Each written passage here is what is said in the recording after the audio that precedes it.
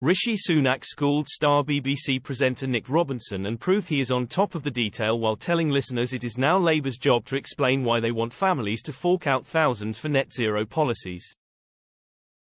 Rishi Sunak launched into a passionate defence of his net zero target delays this morning, telling the BBC's Nick Robinson that his counter-arguments were easy to rebut.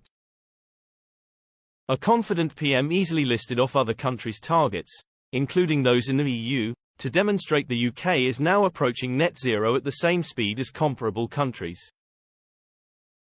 He told Today listeners, "Here are the facts.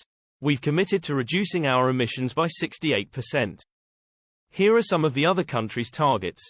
The EU, just 55%, Australia 45%, America 40%, Canada around 20%, New Zealand 18%. So if people want to talk about global leadership, those are the facts we should be dealing with." Mr. Robinson mistakenly accused the PM of talking about where we've been, rather than where we're going. Mr. Sunak pointed out that the targets he just listed off are the 2030 targets, so that's where we're going and we're going faster than anyone else. The PM found it equally easy to defend his decision to push back the deadline on the sale of new petrol and diesel cars, telling Nick Robinson his arguments were an easy thing to rebut. Mr. Robinson said EV manufacturers will not have the incentive to invest. Mr. Sunak hit back in a blunt 10-point retort. Well, that's an easy thing to rebut. Because if you look at our target of 2035, it's completely aligned with pretty much every other major economy.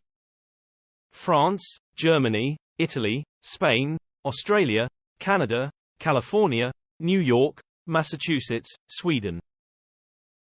So in an industry that is global and integrated, it's very hard to argue that somehow, we will be at a disadvantage when we're aligning our date with that of pretty much every other major country.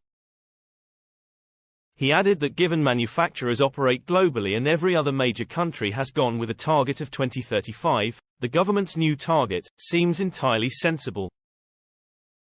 In the same interview, Mr. Sunak argued Margaret Thatcher would have agreed with his approach to net zero targets, despite her being a trailblazer in telling the world about the need to look after the environment.